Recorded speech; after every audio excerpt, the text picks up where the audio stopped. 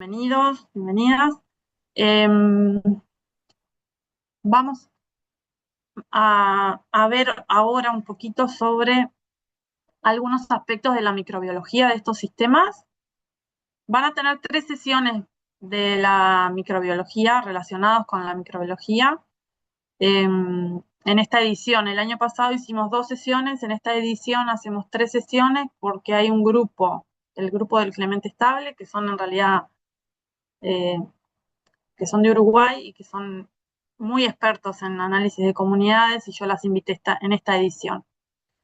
Así que a los que les gusta la microbiología, bien, y a los que no, van a tener que escucharnos igual. A veces pasan estas áreas multidisciplinarias que nos gusta más una parte, nos gusta menos otra, pero bueno, hay que saber un poco de todo. Antes que nada, contarles un poco de nuestro laboratorio. Estoy tratando de ver cómo sacarme el cartelito. Ahí se fue. Nuestro laboratorio, que está en UTEC, como les dije hoy, en la Universidad Tecnológica, en la ciudad de Durazno, eh, es el Laboratorio de Microbiología Ambiental y Biotecnología. Es parte del Departamento de Sostenibilidad Ambiental. Y nosotros, además de ser parte del laboratorio, pertenecemos a 2 grupos de investigación dentro de UTEC. El grupo de investigación en biotecnología y química ambiental, que está conformado por nuestro laboratorio y 2 laboratorios más, 3 laboratorios en realidad. Y después hay un grupo de investigación estratégico en gestión sostenible de agua y suelo, que es un grupo de investigación transversal, como les dije hoy, que tiene investigadores e investigadoras de distintas partes del país, en distintos grupos o laboratorios de UTEC, con distintas áreas de formación, que abordamos problemas un poco más complejos y más con investigación más estratégica, que se le llama, que es más dirigida a resolver problemas estratégicos del país. Los integrantes, bueno, van cambiando, pero estoy yo, está René, está Patricia Bobbio, que la van a ver mañana en la clase de la segunda clase de la mañana. Mariana Perrault, que hace su maestría en biotecnología. Luciana Varela, que también la van a conocer en el curso, que hace su maestría en biotecnología. Valeria da Costa, que también hace la maestría. Y después tenemos 4 estudiantes de grado, que son Juan, Julieta, Matías y Florencia, que los 4 están haciendo el curso, así que los van a ver conectados o acá en la semana que viene. Nuestras áreas de investigación están relacionados a distintos aspectos vinculados a efluentes y residuos. Como les dije hoy, más temprano, Uruguay es un país agroindustrial y tiene una gran cantidad de efluentes agroindustriales. Y nosotros trabajamos con sistemas de tratamiento de efluentes, pero sobre todo buscando procesos que buscan valorizar esos efluentes o residuos. Una de las líneas más antiguas y que trabajo hace mucho tiempo es la ecología microbiana de sistemas de tratamiento de efluentes. Ahí trabajamos sobre todo en entender un poco el rol de algunos grupos de microorganismos que están en esos sistemas, y también entender cómo los parámetros operacionales de esos sistemas afectan o hacen variar las comunidades que están allí adentro. Después tenemos una línea de investigación más nueva que involucra procesos de valorización o de obtención de compuestos químicos a partir de efluentes, y ahí trabajamos con digestión anaerobia, lo hacemos hace más tiempo, pero fermentación y sobre todo elongación de cadena son procesos microbiológicos un poco más nuevos para nosotros, por lo menos, sobre todo elongación de cadena, que a partir de efluentes busca producir compuestos químicos de valor agregado. Y después tenemos toda la parte de electroquímica microbiana, donde en el pasado yo trabajé con celdas de combustible microbianas, y después con la incorporación de René nos pasamos un poco a procesos de electrofermentación, electrólisis microbiana y electrometanogénesis. Y el esquema que nosotros usamos no sé si ven ahí porque está media grande la diapo, pero tratamos de estudiar, es media abrumadora la diapo, pero no la voy a explicar toda, es a partir de aguas residuales, distintos caminos y distintos bioprocesos que nos permitan obtener compuestos de valor agregado. Acá, en general, los sistemas de electroquímica microbianas, los que estamos estudiando ahora es, por ejemplo, los de electrofermentación, que se podría dar una primera fermentación a partir de un agua residual, ahí obtenemos ciertos productos, y estos productos de fermentación pueden ir a distintas celdas o distintos sistemas electroquímicos, que los vamos a ir viendo en la semana, donde se pueden obtener distintas cosas. A su vez, tenemos en este esquema la digestión anaerobia tradicional, que se obtiene biogás, y acá tenemos los sistemas de elongación de cadena. O sea, este esquema es como un resumen grande de nuestras principales líneas de investigaciones actuales en tema de biorefinerías o de valorización de aguas residuales. Tenemos procesos que son microbiológicos, sin la parte electroquímica, y tenemos también incorporados los que tienen que ver con electroquímica microbiana. Si hay algo que no entienden, porque no es la idea hoy explicar todo esto, este esquema grande, pero si hay algo que no entienden o que me quieren preguntar, lo hacen en el chat o me frenan nomás. Esto es simplemente para que vean un poco el esquema de trabajo que tenemos en el laboratorio. Y hoy les voy a hablar un poco sobre la microbiología de algunos de estos sistemas. No voy a hablar de todos los sistemas porque no me da el tiempo y porque es un montón, pero sí un panorama general de qué microorganismos podemos encontrar en estos sistemas. Ustedes ya vieron hoy con Eduardo una introducción a los sistemas bioelectroquímicos. Lo principal de estos sistemas es que se basan en la actividad de microorganismos sobre ánodos o cátodos, o sea, sobre electrodos. Van a haber distintos microorganismos que van a interaccionar con ellos de distintas maneras y van a producir distintos productos, dependiendo si están en el ánodo o en el cátodo, o distintas reacciones. Y hay una diversidad enorme de aplicaciones que las vamos a ir viendo en el curso y que además hoy Eduardo las resumió también. ¿Sí? Se puede producir energía eléctrica, se pueden usar para hacer tratamiento de efluentes, para sintetizar compuestos químicos, como desalinización, como sensores, como remediación y seguramente muchas más. ¿Sí? Pero el común de estos sistemas es que hay electrodos y hay microorganismos interaccionando con esos electrodos. ¿Y qué microorganismos pueden interaccionar con esos electrodos? Bueno, los microorganismos que puedan entregar electrones o los microorganismos que puedan aceptar electrones. ¿Sí?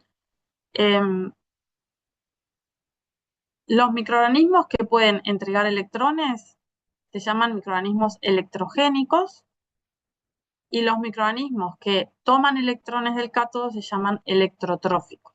¿Sí? Estos microorganismos logran hacer transferencia de electrones extracelularmente a un electrodo sólido. Estos son los electrogénicos, y los electrotróficos logran tomar electrones de un electrodo sólido externo a la bacteria y usarlo como fuente de electrones. ¿No? Están presentes en el ambiente y son en muy diversos ambientes. Sí, están presentes en la naturaleza.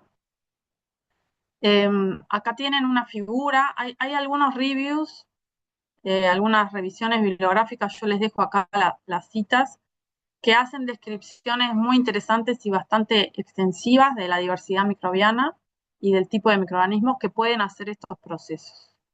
Acá tienen algunos, y acá, por ejemplo, ven los distintos hábitats, sedimentos acuáticos, subsurface, sale en español, bajo pH, hábitats anaerobios diversos, digestores anaerobios.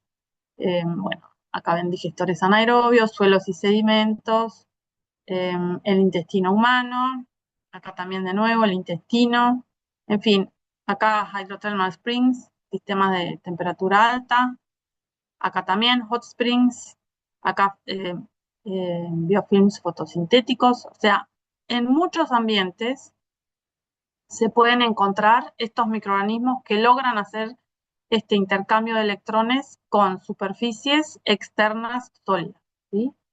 Y la mayoría tienen metabolismo respiratorio o fermentativo.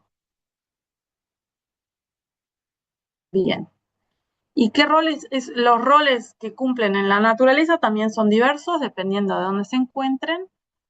También el mismo review habla un poco sobre eso. En digestores anaerobios, por ejemplo, que están presentes, pueden hacer el intercambio de electrones entre bacterias.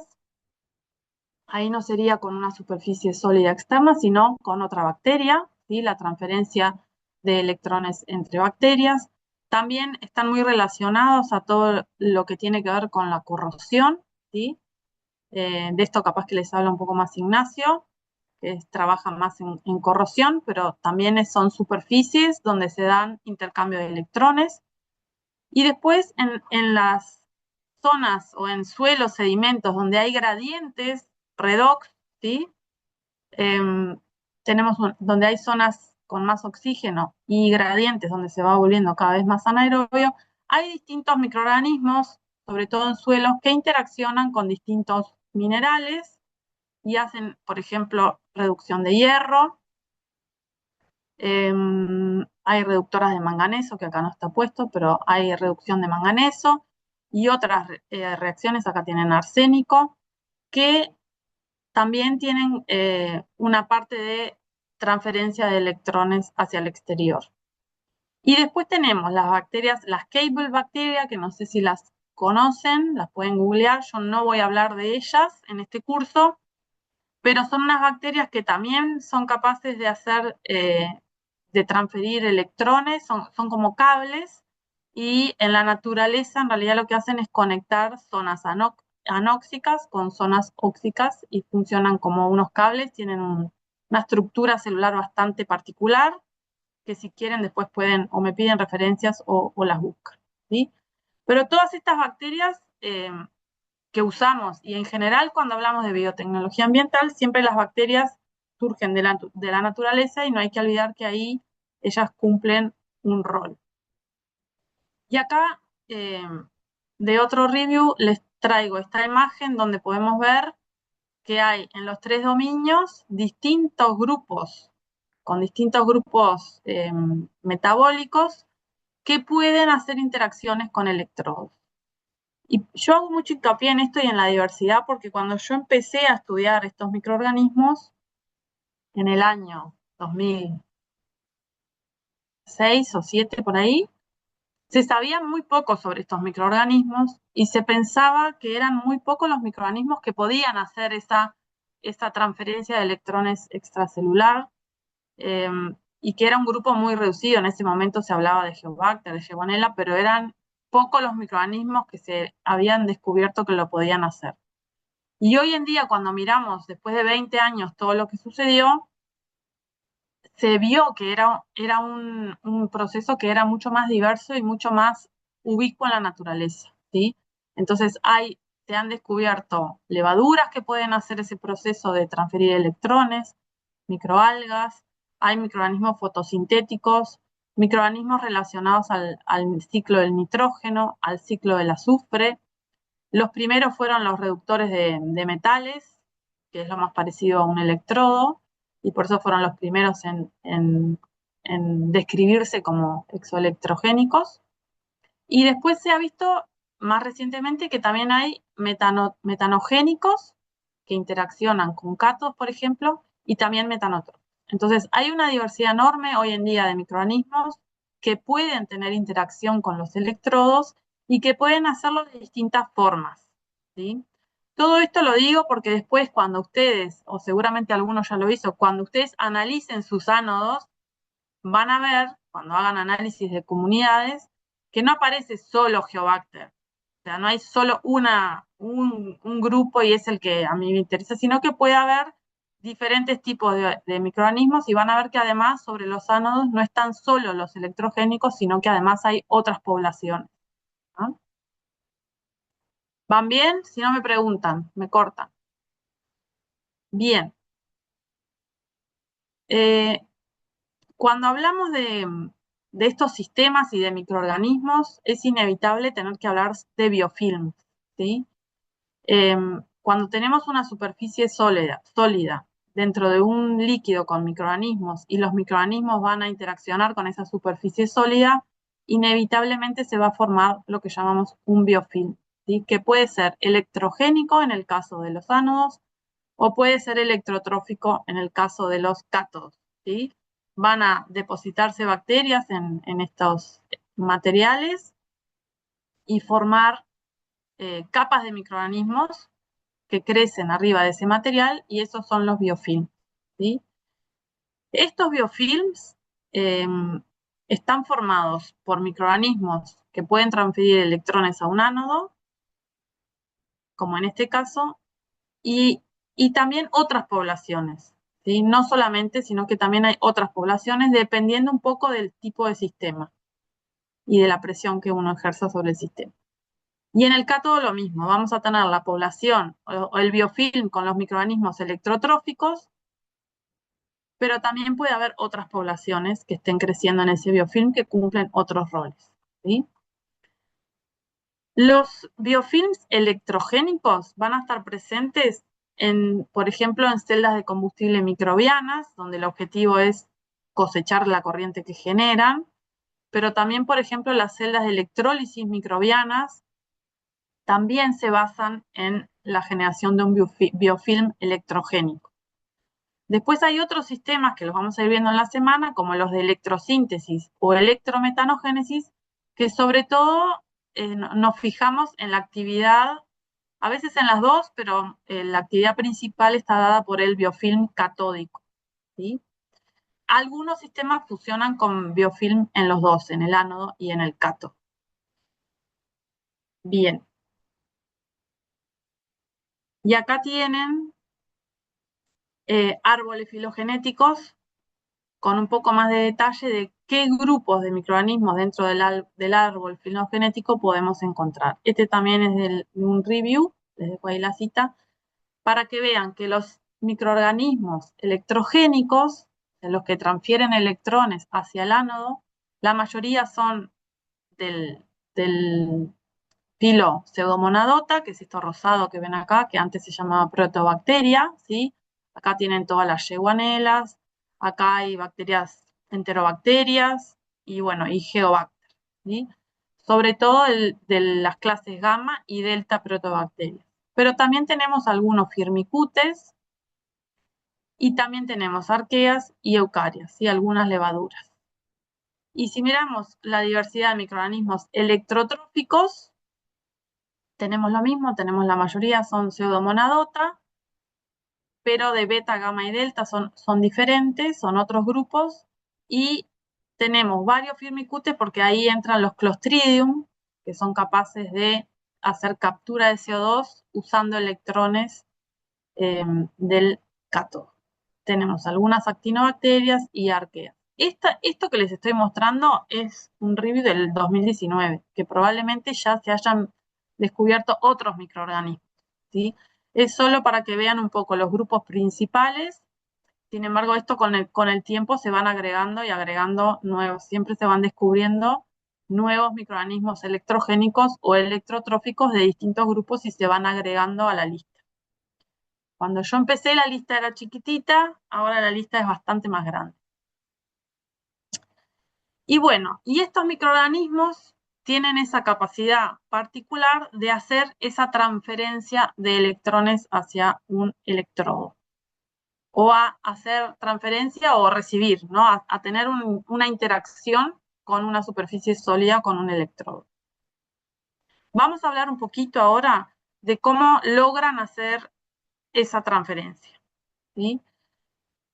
Acá tienen una figura, no puse la referencia, es una figura de un artículo donde podemos ver, vamos a enfocarnos de este lado, pero del otro lado es básicamente lo mismo.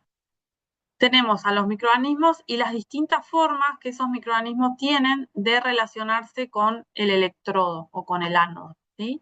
Acá ustedes ven que el microorganismo consume materia orgánica como parte de su metabolismo produce electrones y esos electrones se transfieren al ánodo, ¿sí? Ese contacto entre la bacteria y el ánodo, en este caso, es un contacto directo entre la bacteria y el ánodo. Si ustedes se fijan en los otros casos, el contacto no tiene por qué ser directo. En este caso es directo, pero si ustedes ven, acá tenemos una estructura que se llama nanowire, ¿sí? O nanocable.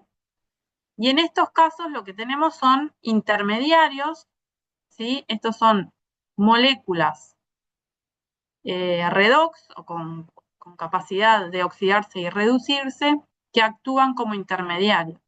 La bacteria oxida el sustrato y los electrones, en vez de pasarlos directamente al electrodo, los va a entregar a una molécula intermediaria que es la que luego va a hacer el contacto con el ánodo. Y eso también puede suceder con moléculas químicas. Moléculas químicas son todas, pero ahora les muestro que estas moléculas intermediarias tienen una estructura química diferente. Ángela, disculpa, una Sí, consulta. Esas moléculas, entonces, como no son del ánodo, pueden ser colocadas por nosotros en para general que reaccionen con el microorganismo.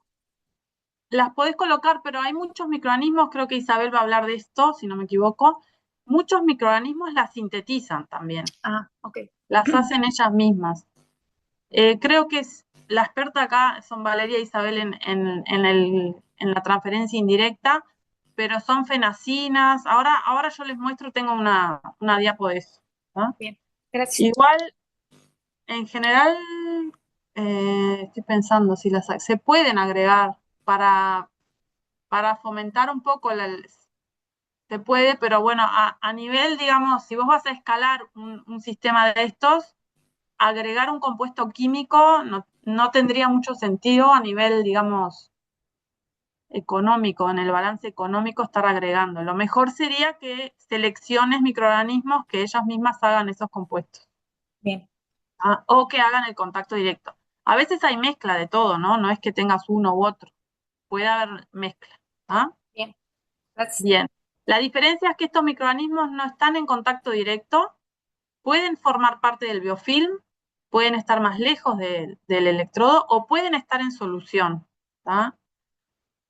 Bueno, y este lado lo mismo. ¿Tá? Tenemos contacto directo, acá no hay nanowires, aparentemente, no sabría decir 100% si eso es verdad, tendría que buscar bibliografía más nueva, porque esto va cambiando todo el tiempo.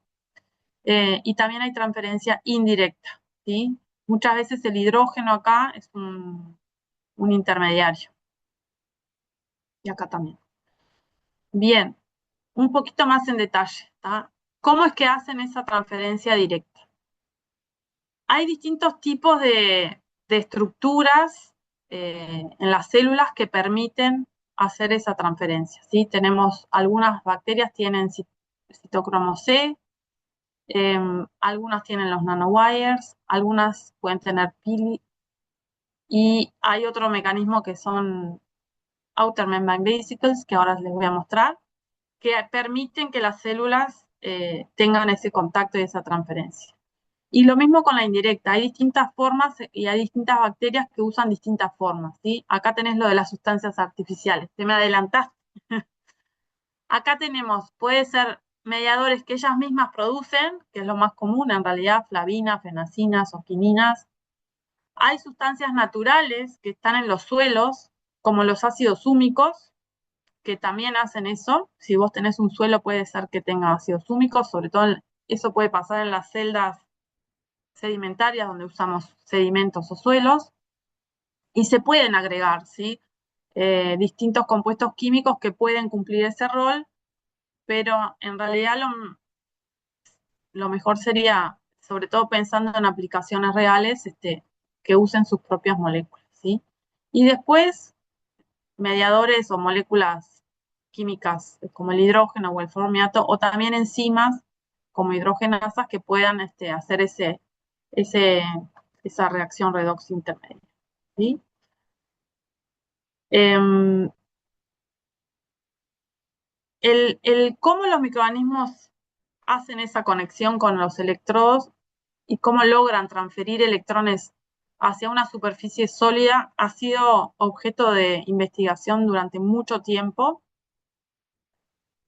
Hoy en día se sabe y se conoce bastante, igual como les digo, siguen apareciendo cosas nuevas, pero se usaron sobre todo dos modelos o dos bacterias para entender un poco más cómo era esa transferencia de electrones.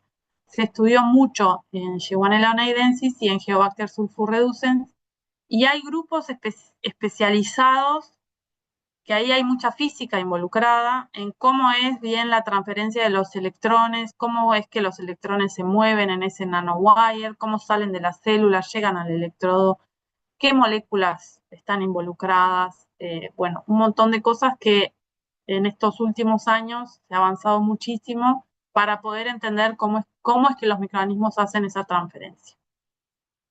Y hay distintos microorganismos, también tienen distintas formas de hacerlo. Esto también es un review donde muestra que hay distintos citocromos o distintos tipos de citocromos o proteínas en los distintos microorganismos. Acá tenemos Shigella, que tiene una cierta conformación con OMCA en la parte más externa de la célula. Acá tenemos Geobacter, que tiene otras configuraciones. Y después se ha elucidado en otros microorganismos otro tipo de conformaciones de esos citocromos. Llegar a determinar, esto lo vemos ahora en el esquema y parece muy fácil, pero bueno, llegar a determinar qué citocromos están involucrados, cómo es que se da todo este movimiento del electrón desde adentro de la célula hacia afuera hasta llegar a la superficie externa, ha llevado muchos años de trabajo. ¿Sí? Y todavía hoy en día se sigue investigando porque además cada vez que uno describe o que alguien describe una especie que puede hacer este proceso, se trata de explicar cómo es que lo hace, a ver si es una vía ya conocida o si es una vía que todavía no se conoce. Y bueno, todo esto implica mutaciones, a ver, se mutan los distintos genes para ver qué pasa y cuáles son las proteínas o los citocromos que están realmente involucrados. Después se descubrieron en esta área de trabajo también el tema de los nanowires, que son unas estructuras que son como cables, nanocables, que van desde la membrana externa hacen contacto con el electrodo y transfieren a largas distancias. Acá ya no es, en este caso el contacto es entre el electrodo y la célula directamente, ¿sí? El OMC le pasa los electrones directamente al electrodo. En este caso lo pueden hacer a través de cierta distancia, no tienen que estar exactamente arriba de la superficie, sino que el electrodo viaja desde la célula a través de este nanocable hacia el electrodo. Y también se estudió bastante cómo es la composición química de estos nanowires. Hay distintas composiciones, algunos formados por citocromos, otros por proteínas, por, sí, por otras proteínas, estructuras tipo los pili, y después también hace poco se describió la posibilidad de que la transferencia se dé a través de estas vesículas que se van formando así. Vesículas son como pedacitos de membrana con citocromos eh, en esas membranas, como unas vesículas que se ponen unas al lado de la otra, y eso genera como un puente entre la célula y el ano. Y se ha estudiado, han intentado elucidar cómo es la relación entre la estructura de esos nanowires y la transferencia de electrones o la conducción de esos electrones. Ha sido años de trabajo. El grupo de Malbancar, sobre todo, es uno de los grupos más fuertes que ha estudiado un poco cómo es esa conducción y que ha visto, bueno, si la organización de las proteínas o de los citocromos en ese nanowire los grupos aromáticos, si se puede o no dar la transferencia de electrones o el movimiento de los electrones, y bueno, y cómo es toda la conducción a través de los nanowires. Y ellos ha ido cambiando, se pensaba, a veces se pensaba que era de una forma, después se vio que era de otra, en algunos casos, por ejemplo en Yeguanela, a ver si lo tengo acá, en Yeguanela se vio que el nanowire en realidad es una extensión de la propia membrana, o sea que no es una estructura aparte, sino que es una extensión de la membrana externa, y todos los citocromos que están ahí, eh, digamos, son los que hacen la conducción. Hay un salto de electrones entre un citocromo y otro, mientras que en Geobacter, a ver si lo tengo, en Geobacter son esa estructura proteica, ¿sí? El nanowire tiene otra estructura, es diferente, y bueno, es todo un área de investigación que surge a partir de el estudio de todos estos microorganismos que hacen esta transferencia de electrones. Y bueno, estos son los de las vesículas, que ya lo dije, que me llamó la atención. No hay muchas publicaciones con estas vesículas, es como lo más nuevo que yo he visto. Y bueno, y los modelos de cómo se mueven los electrones dentro de esos nanowires. Acá tenemos el ejemplo de, de cuando salta de un citocromo a otro, y después hay una teoría que es como si fuera un metal, que es como un movimiento deslocalizado entre los aminoácidos aromáticos de las proteínas que conforman la estructura de ese nanowire. ¿Ah? Esto para explicar un poco que ha sido todo un desafío, lo tengo escrito por acá, ha sido todo un desafío. Imagínense que tienes que estudiar la estructura química de ese nanowire, todo en chiquitito. Demostrar que esa estructura química es la responsable de la conducción, porque también hay otros pili que no tienen que ver con conducción, o pueden haber otras estructuras que no tienen que ver. Todo eso implica, bueno, medir a veces corriente en esos nanowires, tienen sistemas para medir si se conduce o no en ese nanowire, hacer mutaciones de los microorganismos, de los distintos genes, para demostrar si sigue produciendo corriente o no. Es un trabajo realmente increíble la gente que ha logrado elucidar cómo es que se da esa transferencia, esa conducción de electrones en estas estructuras. Bien, ¿siguen ahí? ¿Todo bien? Si no, me pregunto. Yo tengo una pregunta Dale. sobre las vesículas extracelulares. O sea, ya se ha comprobado tipo con modelos de microorganismos en celdas que producen vesículas. En celdas, no sé, Adair.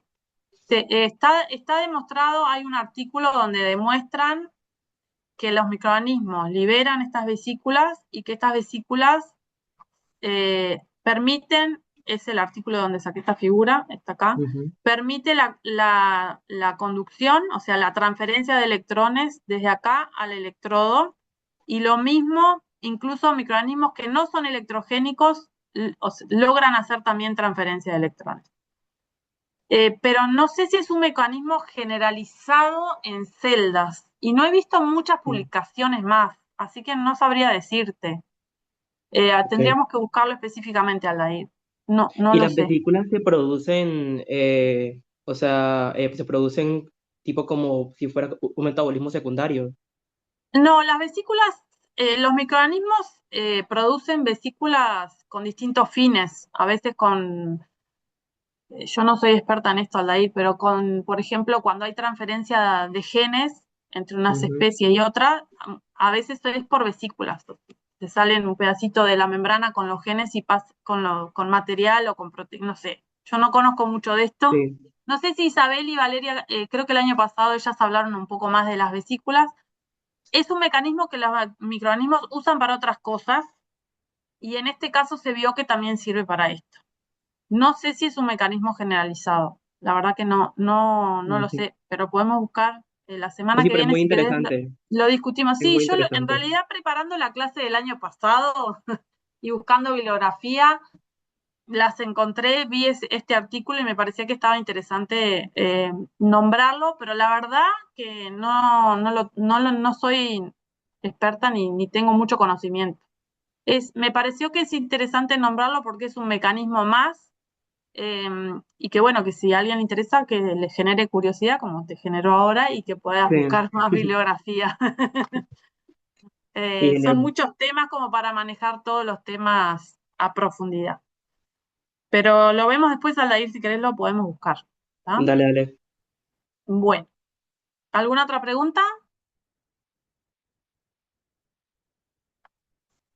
Bueno, entonces, ay, ¿cuál está el cartelito este? Bueno, y con respecto a la transferencia indirecta,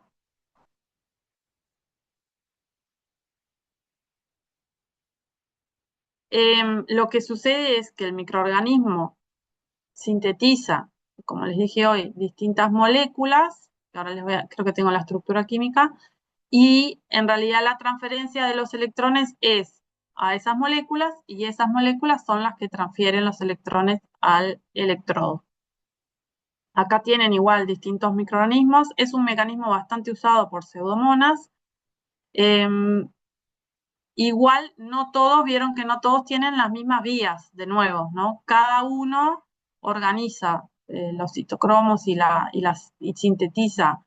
Pueden usar los dos también, pueden usar directo y pueden usar indirecto. Yo tengo acá, si no me equivoco, una tabla, ahora después les muestro, con los distintos mecanismos que usan las distintas especies. Acá tienen un ejemplo del microorganismo oxida una materia orgánica, por ejemplo, obtiene electrones, le pasa como parte de su metabolismo, genera los electrones y se los pasa a las moléculas que tienen grupos capaces de aceptar electrones, de oxidarse y reducirse, y esas moléculas después son las que interaccionan con los electrodos. Acá tienen algunos ejemplos: fenacina, antraquinonas, cobalabina. Bueno, acá tienen varios, ven que tienen como anillos aromáticos. Y bueno, se llaman electron shuttles. Mueven electrones de un lado para el otro. ¿Sí? Acá tienen en este paper unas tablas donde ellos muestran distintos microorganismos y los distintos tipos de transferencia de electrones que pueden hacer. ¿Sí? Acá muestran las vías por las cuales hacen transferencia directa, ¿sí? Acá muestran, por ejemplo, los citocromos que tienen o los genes responsables de eso, y si lo hacen con proteína redox, si tienen o no tienen nanowires, y también si presentan transferencia indirecta y con qué molécula, ¿sí? Pueden hacer. Vieron que algunas, por ejemplo, hay cosas que no pueden. Acá, por ejemplo, Pseudomonas no tiene transferencia directa, tiene transferencia indirecta. Acá hay algunos, el Yewanela hace todo, por ejemplo, y Geobacter acá, por ejemplo, le quedó vacío, no tiene electron shuttle. ¿Ah?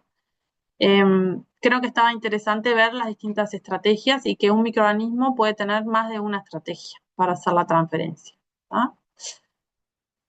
Y después tengo esto que lo saqué de otro review que me pareció interesante, que es ver que tampoco todos los microorganismos son igualmente buenos haciendo esta transferencia o tomando electrones del cátodo. Algunos microorganismos son muy buenos haciendo transferencia o generando corriente, si lo decimos así. Acá pueden ver, por ejemplo, los Geobacter, que son, acá tenemos uno de los que da casi el máximo, que son los más famosos, Geobacter. Tenemos acá la Yewanela, por eso han sido los más estudiados, porque son los que en realidad funcionan muy, muy bien generando corriente.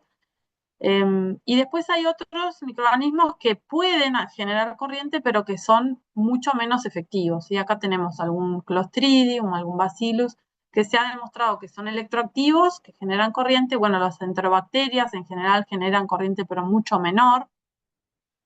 Acá está Pseudomonas, que también generan, pero no son tan buenas. Acá tienen una levadura, por ejemplo, también. Como para que tengan una idea eh, que no todos funcionan igual. no solo no todos tienen los mismos mecanismos, sino que no todos son tan buenos generando corriente. Por eso cuando operamos estos sistemas siempre queremos tener Geobacter o Yeguanela porque son los más eficientes en producir corriente, pero bueno, muchas veces cuando analizamos los biofilm, a veces no tenemos Geobacter ni Yeguanela. Ni, sí, y tenemos otros, capaz que no son tan efectivos, pero bueno. Y lo mismo pasa si miramos en los biofilms o los microorganismos electrotróficos, algunos son muy buenos tomando electrones del cátodo, acá hay un Clostridium, por ejemplo, y otros no son tan buenos, ¿sí? Acá ven que hay poquito. Entonces, nada, que tengan en cuenta eso, los distintos mecanismos y las distintas eficiencias que tienen los distintos microorganismos en interaccionar con los electrodos. Bien, ¿alguna duda? Bueno, como les dije hoy más temprano, los biofilms electrogénicos y electrotróficos no son, digamos, de cultivos puros, ¿no? En general, o bueno, en general, puede ser que algunos sí, pero en general, cuando nosotros trabajamos, en nuestro caso, por ejemplo, que trabajamos mucho con efluentes, lo que tenemos son cultivos mixtos. Vieron que acá hay, ¿no? Como evaluados cultivos mixtos también. En general, o muchas veces, no tenemos un cultivo puro en nuestro sistema, sino que lo que tenemos son comunidades microbianas, ¿sí? Que son consorcios que van a crecer en ese electrodo y, y a veces van a ser incluso muy diversos, ¿sí? Entonces, vamos a tener algo así, esto es un dibujo obviamente, pero vamos a tener distintos microorganismos conformando ese biofilm. Vamos a tener también microorganismos en el líquido, que también van a interaccionar con el ánodo, y que tal vez no sean los mismos los que están en el líquido que los que están en el biofilm, y todos van a tener su rol y van a cumplir un rol y van a estar afectando la eficiencia de nuestro sistema.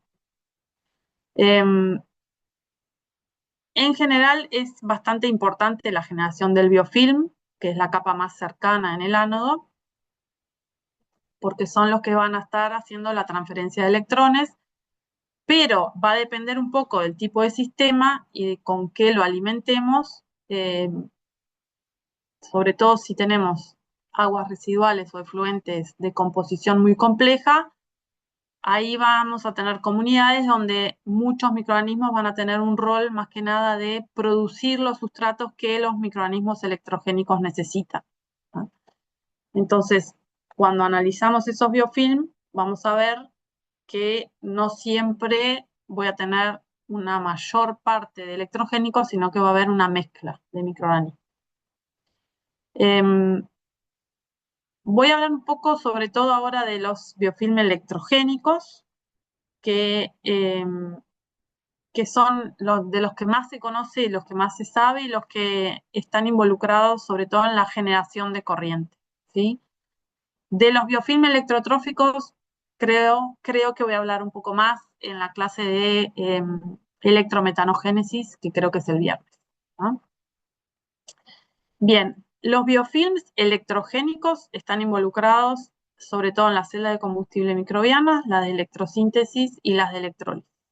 Son los tres sistemas que se basan en generación en obtener corriente a partir de microorganismos. Y acá la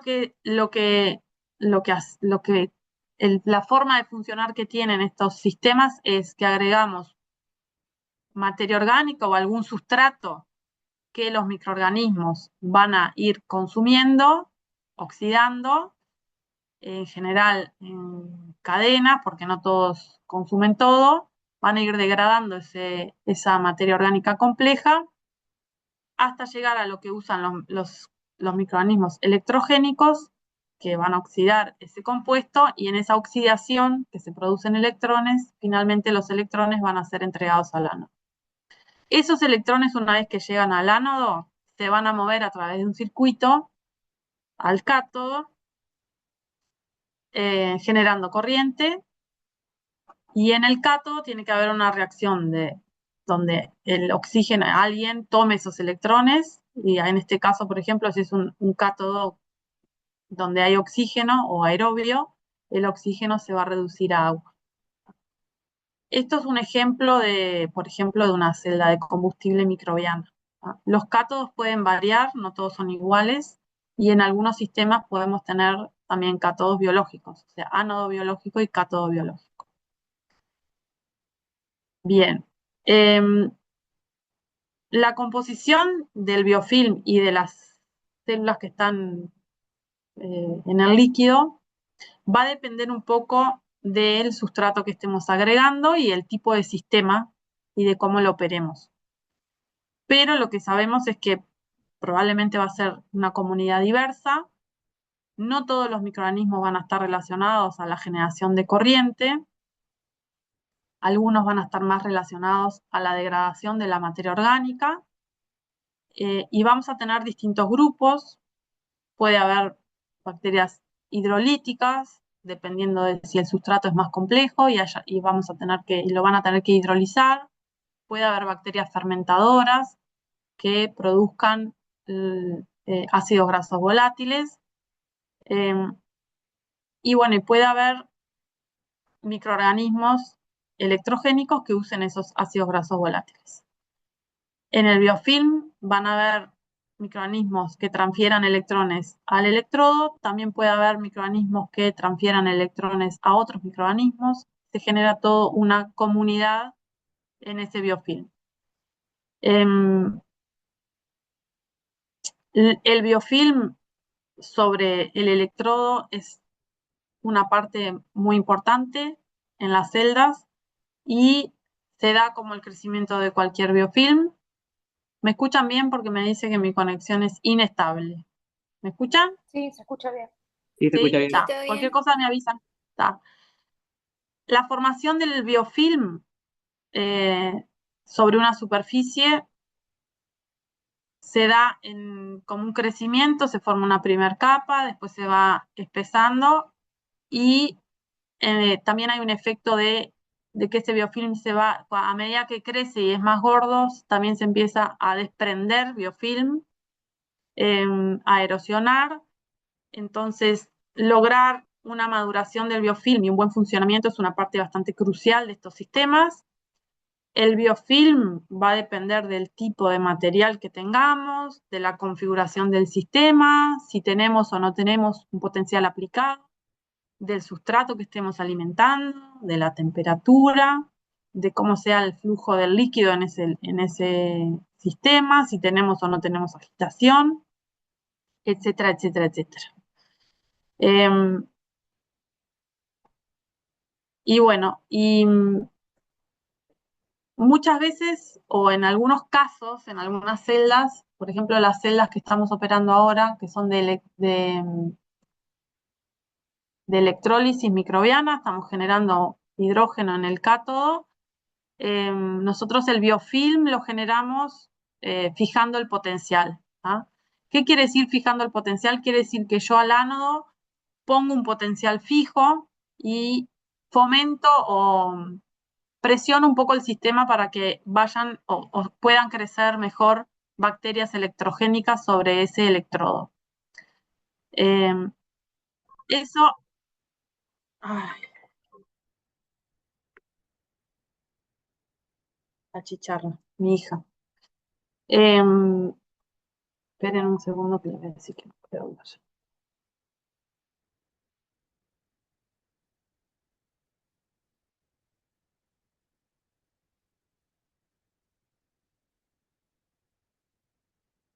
Bueno, si nosotros el biofilm lo hacemos sin potencial fijado, demora un poco más porque no tenemos esa presión selectiva, igual se va a dar, pero en general demora un poco más y la comunidad es un poco más diversa, puede haber distintos microorganismos, como no hay tanta selección, no queda tan, digamos, dirigido a electrogénicos, sino que puede haber una diversidad mayor. ¿Ah? Pero bueno, no siempre se puede fijar el potencial. Para fijar el potencial se necesita un potenciostato, no siempre tenemos un potenciostato, a veces no lo tenemos. Cuando hacemos celdas de combustible, por ejemplo, a veces se hace la celda y no se fija ningún potencial. ¿Ah? Eso depende un poco del sistema y de del objetivo. ¿No? Cuando nosotros fijamos el potencial, el biofilm electrogénico se genera más rápido, tiene una uniformidad mayor de espesor, es menos diversa, como les dije recién, y tiene mayor proporción de bacterias electrogénicas, porque yo hago una presión selectiva. ¿Ah? Bien.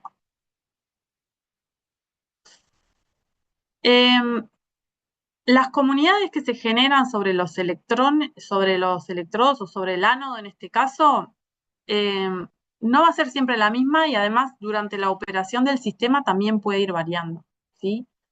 Puede variar, hay distintos factores, puede variar por el sustrato con el que estoy alimentando, puede variar según el material del ánodo que yo ponga, puede variar según la temperatura. No siempre vamos a tener las mismas comunidades. Acá les puse algunos factores que nos pueden determinar las comunidades, ¿sí? Bueno, el inóculo, no hablamos del inóculo, pero ¿con qué bacterias o de dónde voy a sacar? Vieron que al inicio les dije muchos ambientes tienen microorganismos electrogénicos. Bueno, para arrancar mi sistema tenemos que elegir con qué voy a inocular. Podemos inocular con lodo de planta de tratamiento, con rumen, con suelo, con sedimento.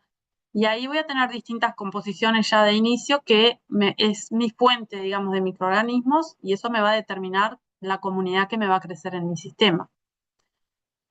Distintos tipos o distintas configuraciones, la arquitectura de las celdas también me va a afectar la comunidad que se me genere en mi ánodo, el tipo de sustrato con el que voy a alimentar, si voy a usar un agua residual de la industria frigorífica o si voy a usar un agua residual sintética o un agua residual doméstica o suelo o sedimento, dependiendo del tipo de sustrato, obviamente voy a tener distintos microorganismos ahí.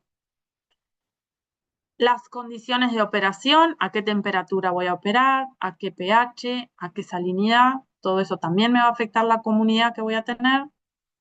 Y el material de los electrodos, de qué material está hecho el ánodo, porque no todos los microorganismos pueden crecer sobre todos los materiales, o bueno, te puede hacer un poco de selección.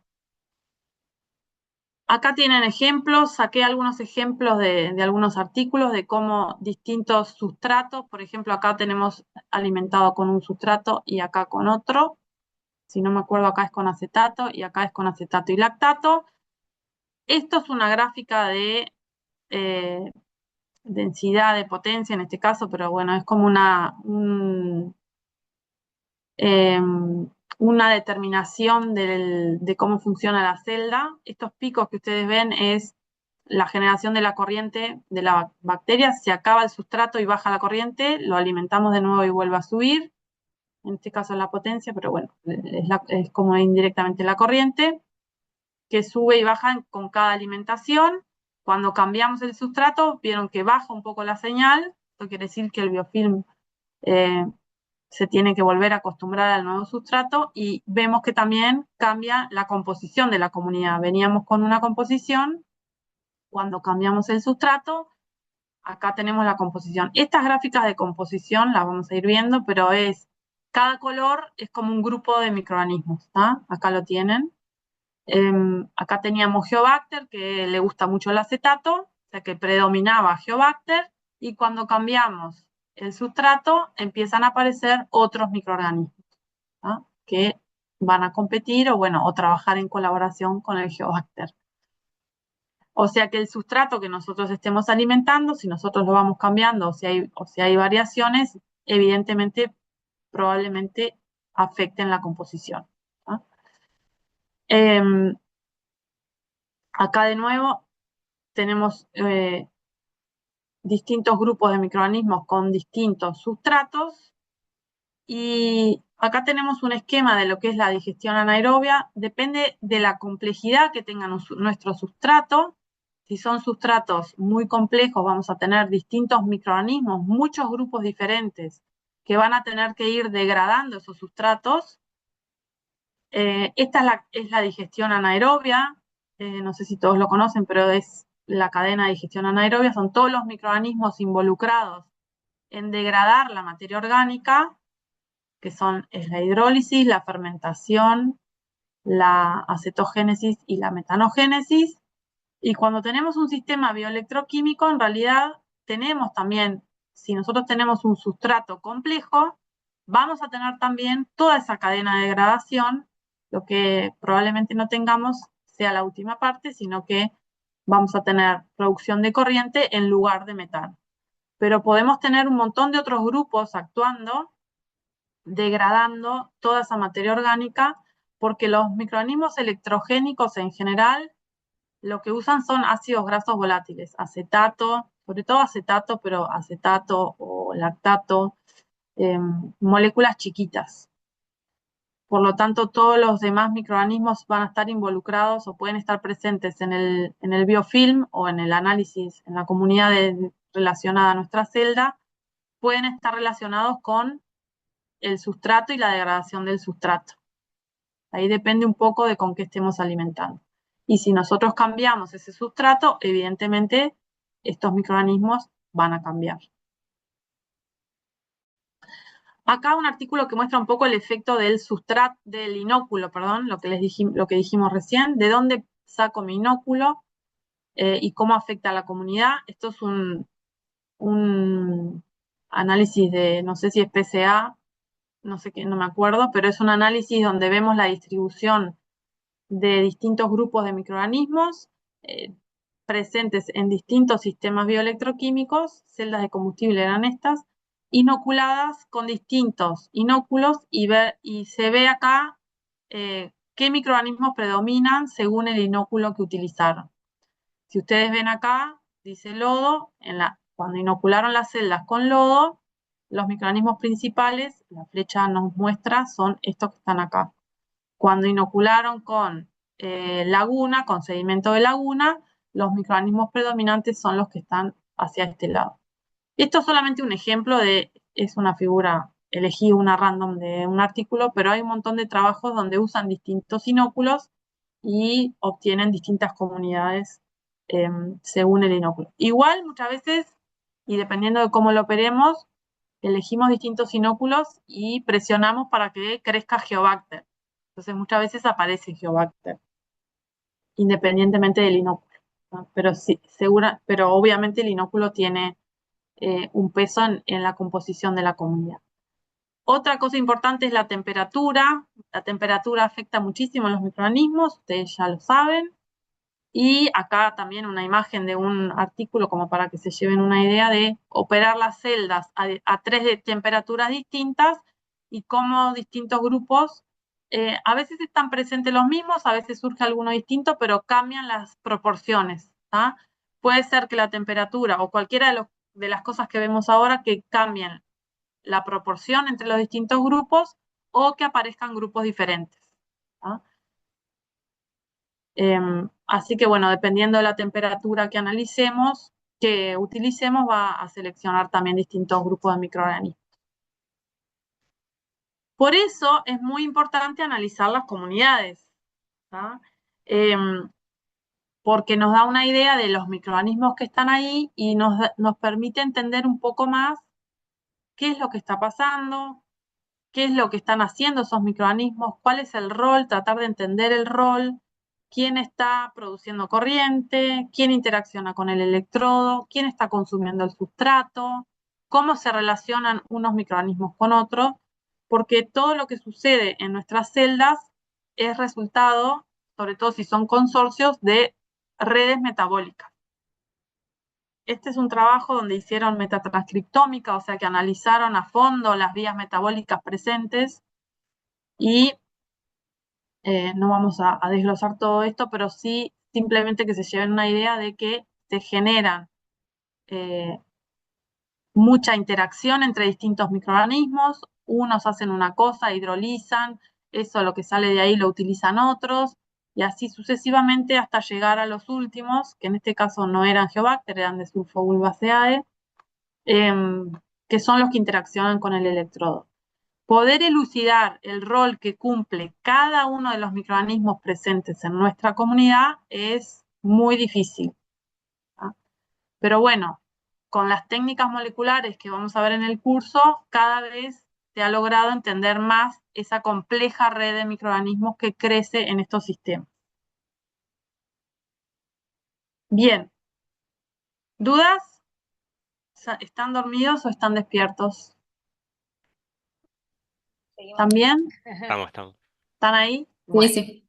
está.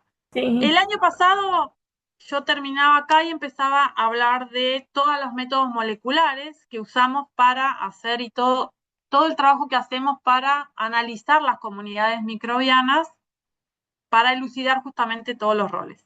Eso lo van a dar Claudia y Patricia mañana, en la mañana. Van a hablar ellas sobre los métodos moleculares, sobre la secuenciación de amplicones, la metagenómica, la metatranscriptómica, y cómo analizamos los datos que nos da la secuenciación masiva, que supongo que varios de ustedes deben conocer, que nos dan esa identificación, digamos, de grupos que tenemos presentes, ¿no? Eso lo van a dar ellas mañana. Entonces yo voy a dedicar hoy y armé para este año un poco algo que no hablábamos en ediciones anteriores, que es cómo podemos saber quién está o cómo demostramos que cierto microorganismo es electrogénico. Entonces, nosotros tuvimos proyectos en el pasado donde hicimos aislamiento de microorganismos de ánodos, y cómo demostrar que esos microorganismos son electrogénicos o son los responsables. Lo que se quiere contestar es, bueno, primero ver si ese microorganismo es electroactivo o si tiene la capacidad de hacer transferencia exoelectrogénica hacia un ánodo, pero sobre todo para entender cuando nosotros lo aislamos o lo vemos en la comunidad y lo aislamos, saber qué lugar de toda esta red está ocupando y si realmente es capaz de hacer este último paso, que es la transferencia de electrones. Entonces, eso, para demostrar que un microorganismo es electrogénico, es difícil hacerlo con métodos moleculares. Se puede secuenciar genomas, se pueden buscar los genes encargados de los citocromos que les mostré hoy más arriba, más temprano, pero la prueba verdadera de que puede generar electricidad se hace con el cultivo puro. Entonces quería dedicar unos minutos a ver un poco eso, cómo es ese proceso, que seguramente muchos también lo conocen, pero bueno. Lo que en general, los pasos que se hacen, este es un review de Amelia Rotaru, que es muy buena, que ella pone este esquema que yo lo miré y dije, esto es dificilísimo de hacer. Pero bueno, el desafío, o sea, ¿por qué doy esto y por qué es un desafío el poder aislar bacterias electrogénicas? Bueno, porque nosotros tenemos un biofilm con una diversidad enorme de microorganismos, donde la proporción de los electrogénicos muchas veces es bastante baja, y cuando nosotros vamos a aislar de ahí, cuando ustedes aíslan una bacteria, por ejemplo, si ustedes quieren aislar un microorganismo X, ¿cómo lo hacen? A ver, díganme ustedes. Un microorganismo que hace cierta cosa. Por ejemplo, un fermentador. ¿Cómo aíslan una bacteria fermentadora, por ejemplo? Microbiología básica. O una bacteria que respire, por ejemplo, una desnitrificante, que respira nitrato. Un medio de enriquecimiento. Iba a Ahí decir está. antes de la fermentación. Necesitamos un medio selectivo, ¿no? Un medio donde pongamos lo que nosotros queremos que la bacteria haga, intentamos generar condiciones con ese medio de cultivo. Por ejemplo, si queremos aislar una bacteria desnitrificante, que por ejemplo consuma acetato, hacemos un medio de cultivo anaerobio con acetato y nitrato. Entonces ahí van a poder crecer solamente aquellas bacterias que puedan oxidar acetato y reducir nitrato. Ahora, cuando nosotros queremos aislar una bacteria electrogénica, ¿qué medio de cultivo podemos hacer que nos permita aislar una bacteria electrogénica? Ya no es tan sencillo porque no es un medio de cultivo, sino que necesito, como acá, ¿no? Necesito una celda, una celda en chiquitito y muchas celdas en realidad para poder también hacer esto que dice acá, que es la dilución a extinción. Entonces, pasar de una comunidad diversa a aislar una bacteria electrogénica usando como presión selectiva el electrodo fijado con el potenciostato es un procedimiento bastante complejo que además requiere que tengas potenciostato, que tengas los materiales para hacer los electrodos, las celdas, que tengas muchas vialcitos o celdas con los electrodos adentro. No es tan sencillo. Entonces, yo les voy a mostrar, ella propone este esquema, a mí, yo les voy a mostrar lo que proponen en este artículo y les voy a mostrar después lo que hacemos los latinos que no tenemos, o por lo menos yo que no teníamos tanto acceso a tantos electrodos y potenciostatos. Pero bueno, una forma, que es lo que ella pone, es, bueno, primero, obviamente aislar, si queremos aislar de un ambiente, ella propone el protocolo para aislar de un ambiente, y ahí lo que dice es, tenés que primero hacer una presión selectiva con un electrodo, que en nuestro caso sería hacer la celda, ¿no? Esto sería como nuestra celda o cualquier sistema bioelectroquímico con un ánodo electrogénico, y después hacer, generar ese biofilm electrogénico con una cierta presión, que se enriquezcan ahí las bacterias electrogénicas, separar esas bacterias o ese biofilm mediante sonicación y hacer dilución a extinción en múltiples celditas más, ¿no? Te vas diluyendo y vas generando la presión. Entonces, si ustedes ven, no sé si ven los colores, pero acá tenemos, esta es una dilución más concentrada, tenemos varios colorcitos. A medida que vamos haciendo diluciones sucesivas, acá nos quedamos casi solamente con la celeste. Entonces, esta es una forma de ir seleccionando y purificando una bacteria electrogénica a partir de un biofilm con muchos microorganismos pegados, digamos. ¿tá? Pero, como les dije, requiere el tener varias celdas para poder, acá estas celdas de 3 electrodos van conectadas a un potenciostato, se fija el potencial, y bueno, hay que hacer todo esto en condiciones anaerobias, está complejo. Después, ¿sí? Edel tenía tenía la mano levantada. Edel. Ay, sí, pero justo iba a preguntar lo que acaban de explicar, por eso la vi. Ah, está. Cualquier Gracias. cosa me decís de él. Sí, sí, Igual gracias. yo esto nunca lo hice. Si a alguien le interesa, les puedo pasar el paper este, que es un paper de protocolo, o sea, tiene todo explicadito. Pero yo este método así nunca lo hice porque nunca tuve acceso a tantas celdas de 3 electrodos. ¿no? Después hablan de un método de medio sólido con electrodos, que ahora tengo una imagen, que hacen el aislamiento en medio sólido, incorporando en el agar y ahí en el medio electrodos. Ahora les muestro otro artículo que encontré de eso. ¿tá? Acá. Es como una placa donde colocan los 3 electrodos, pero en medio sólido. Esto tampoco nunca lo hice, pero me resultó súper interesante. Es otra forma de tratar de favorecer el crecimiento de bacterias electrogénicas de forma de poder aislar las colonias, ¿no? Porque acá lo difícil es lograr quedarte con una sola, ¿no? Con un tipo de microorganismo solo. Y que además saber, o sea, que sea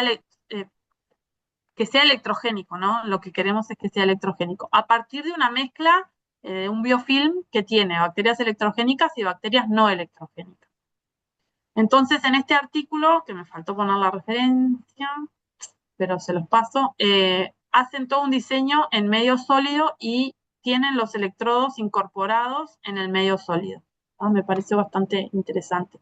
Y fijan el potencial con un potenciostato. Bien. Bueno, alternativas, que esto es lo que yo les decía, para los que a veces no podemos hacer todo eso, yo lo que intenté hacer, a veces lo que hacemos es aislar, lo tengo igual, esperen un poquito, después les digo, acá.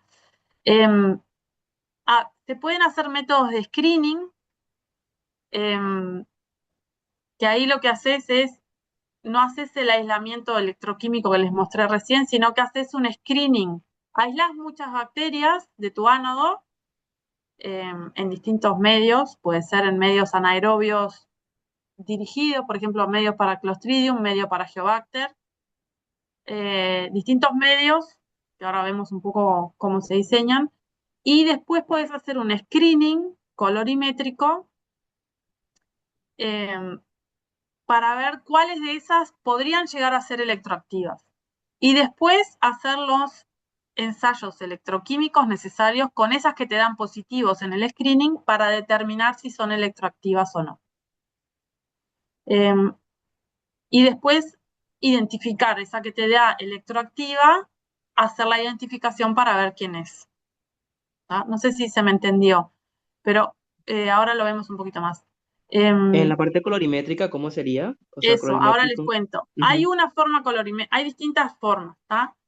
Primero, los medios de cultivo que son mejores, digamos, para hacer la presión si no tenemos electrodos, siempre son los medios, por ejemplo, con hierro sólido, ¿no? Con hidróxidos de hierro, el hierro agregado en forma sólida, ¿no? Se puede agregar el hierro en forma líquida también, como citrato de hierro, pero lo mejor es que sean hidróxidos de hierro 3, porque eso hace que la bacteria tenga que transferir el electrón al hierro. Puede ser óxido de manganeso también. Podemos usar otros medios anaerobios, pero los de hierro en general, muchos de los microorganismos que reducen óxidos de hierro son electrogénicos. Pueden ser también medios de cultivo para Clostridium o bueno, se puede buscar distintos medios anaerobios, siempre anaerobios, para tener mayor diversidad de microorganismos.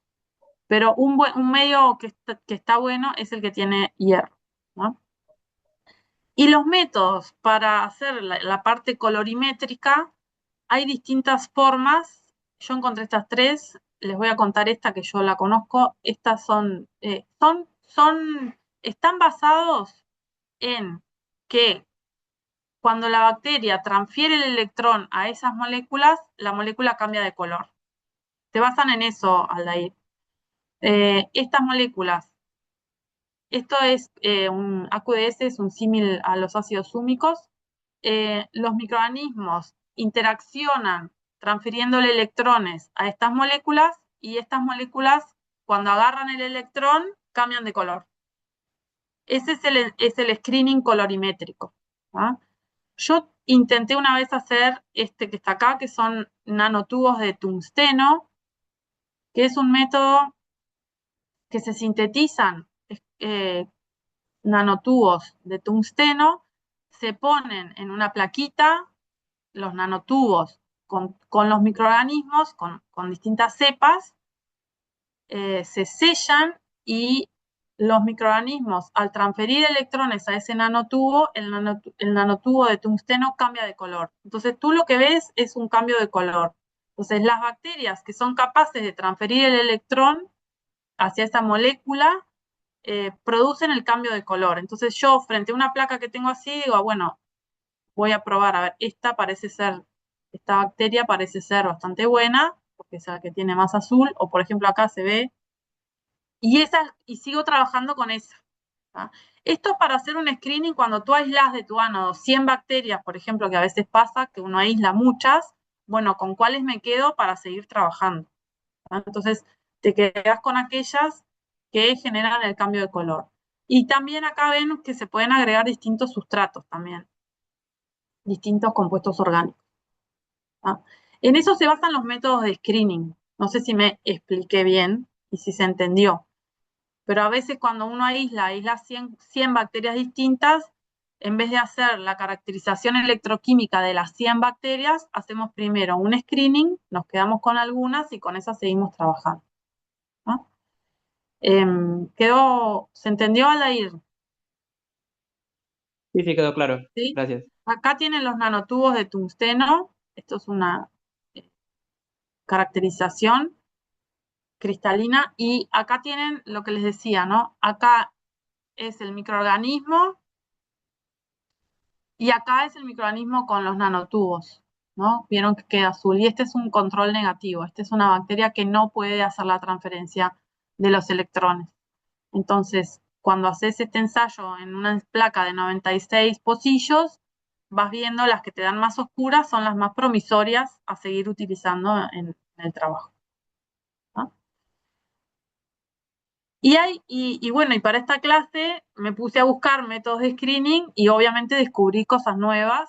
Esto es lo bueno de preparar clases, que hay métodos de screening ahora mucho más tecnológicos y más avanzados. Y sobre todo bastantes con el tema de la microfluídica y las cosas, no sé. Esto es con Single Sheet Paper Based Electrofluidic Array, ¿sí? No me pidan que les explique en detalle, pero por lo que entendí, en realidad son como celditas. Ven que tiene cátodo al aire, tiene un ánodo de grafito, o sea, es como una celda bien, bien chiquitita. Entonces, son como celditas muy, muy chiquititas impresas en un papel y miden la señal, ponen las distintas cepas en cada pocillo y logran medir en estos sistemas chiquititos muy rápidamente si hay o no conductividad. Acá les dejo la referencia, pero es una forma de caracterización muy rápida de la electroactividad de distintos cultivos, ¿no? Y hay más, acá encontré otro que se basa un poco en lo mismo. Estos parecen ser más efectivos que los nanotubos o que los métodos colorimétricos porque miden realmente la transferencia de electrones, ¿tá? Pero lo bueno es que tienen para poner muchos cultivos, ¿sí? Que en vez de andar con los vialcitos que les mostré o las celdas de laboratorio, estos son para hacer screening. Esta es una placa de 96 pocillos que cada pocillo es como una celdita. Me pareció que estaba interesante contarles un poco de estos métodos. Bien. Y después que tenemos el screening o que tenemos, bueno, elegimos una bacteria o dos para trabajar, tenemos que hacer algunos ensayos bioelectroquímicos para ver y conocer un poco más sobre la electroactividad de esa bacteria. Y ahí sí hacemos, bueno, la celdita con los 3 electrodos, ponemos la bacteria en condiciones anaerobias, agregamos un sustrato y medimos la corriente generada. Esto se puede hacer en una celda de 3 electrodos con un potencial fijo y medir la corriente, o se puede hacer en una celda de combustible microbiana donde no se fija el potencial y se deja que la bacteria interaccione con el ánodo y se mide la corriente generada. Este trabajo es un trabajo del grupo de Eduardo Corton, de Argentina. Está muy lindo, explica muy bien la descripción de una especie nueva de bacteria electrogénica del género Dietzia. No lo pusimos para discutir, pero me parece que está bueno y se los voy a compartir porque explica muy bien todas las medidas que hacen electroquímicas y la descripción de esa nueva bacteria electrogénica, ¿no? Ellos ahí muestran cómo hacen la medida de densidad de corriente con ese cultivo puro en una celda de 3 electrodos. Acá les traje la figura donde ven la densidad de corriente que genera ese cultivo puro a medida que van alimentando con el sustrato. Cada piquito se come el sustrato, genera corriente, se acaba el sustrato, cae la corriente, ¿no?